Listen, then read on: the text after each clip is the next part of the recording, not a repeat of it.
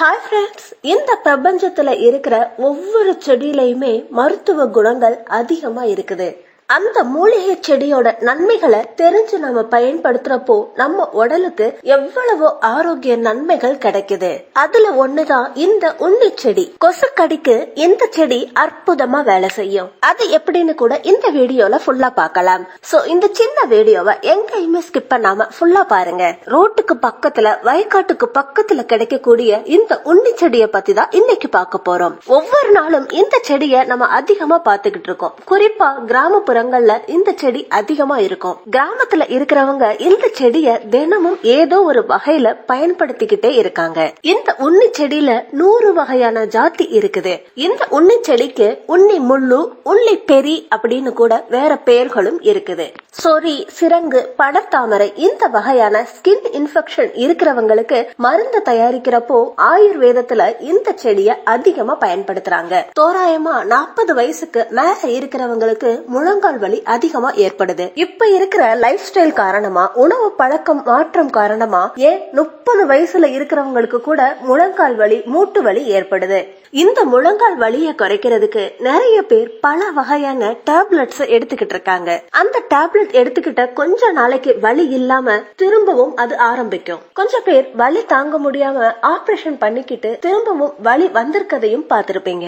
நேச்சுரலாவே முழங்கால் வலியை குறைக்கிற வலி இருக்குன்னு சொல்றாங்க ஆயுர்வேத நிபுணர்கள். உண்ணி செடிய முழங்கால் வலிக்கு தெய்வீக செடின்னு சொல்றாங்க. இதுக்கு என்ன பண்ணணும்னா, கொஞ்சமா உண்ணி செடி இலையை எடுத்துக்கோங்க. அத 1-2 பிச்சு உரல்ல போட்டு நைஸா அடிச்சுக்கோங்க.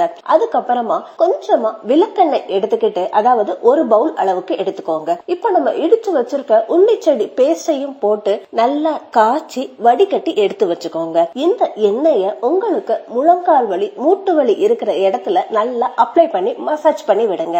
இதை நீங்க எந்த நேரத்துல அப்ளை பண்ணணும்னா, நைட்டு தூங்குறதுக்கு முன்னாடி அப்ளை பண்ணணும். இந்த மாதிரி நம்ம 1 மாசத்துக்கு ஃபாலோ பண்றப்போ முழங்கால் வலி முழுவதுமா சரியாகும் அப்படின்னு சொல்றாங்க ஆயுர்வேத நிபுணர்கள். அது மட்டும் கிடையாது, இந்த செடி இந்த வலிக்கு மட்டும் கிடையாது, எத்தனையோ வியாதிகளை சரி பண்ணக்கூடியது. இந்த செடிய அத்தை மருமகள் செடின்னு கூட சொல்லுவாங்க. இந்த செடி கொசுக்கடிக்கு எப்படி யூஸ் ஆகுது அப்படிங்கறத இப்ப பார்க்கலாம். இந்த செடியோட இலைய நிறைய எடுத்துட்டு வந்து உங்க வீட்டு நிழல்ல காய வச்சுக்கோங்க.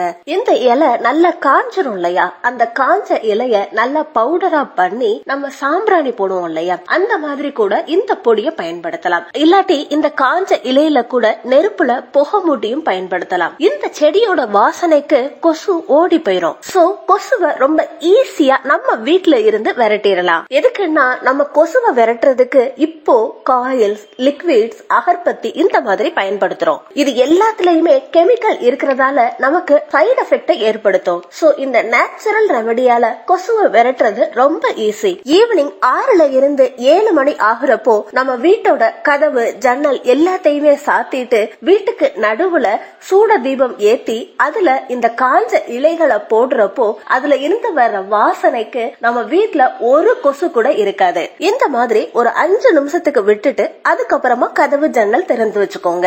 அந்த இலையோட வாசனைக்கு கொசு நம்ம வீட்டுக்கு பக்கத்துல கூட வராது. இந்த ரெமடியை நீங்க யூஸ் பண்றப்போ எந்தவித பக்க விளைவுகளுமே இல்லாம நிம்மதியா தூங்கலாம். முழங்கால் வலிக்கும் கொசுக்கடிக்கும் நல்ல தீர்வு கொடுக்கிற இந்த செடிய நீங்க எங்கேயாவது பாத்தீங்கன்னா மறக்காம உங்க வீட்டுக்கும் கொண்டு வந்து வளர்த்து அதோட ஆரோக்கியம் உங்களுக்கும் கிடைக்கணும்னு நாங்க ஆசைப்படுறோம். வீடியோ பிடிச்சிருந்தா லைக் பண்ணி தவறாம ஷேர் பண்ணுங்க. நம்ம சேனலை இப்பதான் நீங்க ஃபர்ஸ்ட் டைம் பாக்குறீங்கன்னா சப்ஸ்கிரைப் பண்ணி பக்கத்துல இருக்க பெல் ஐகானையும் கிளிக் பண்ணுங்க. அடுத்த ஒரு இன்ட்ரெஸ்டிங்கான யூஸ்ஃபுல்லான வீடியோவோட நான் உங்களை மீட் பண்றேன். Until then, take it, bye bye.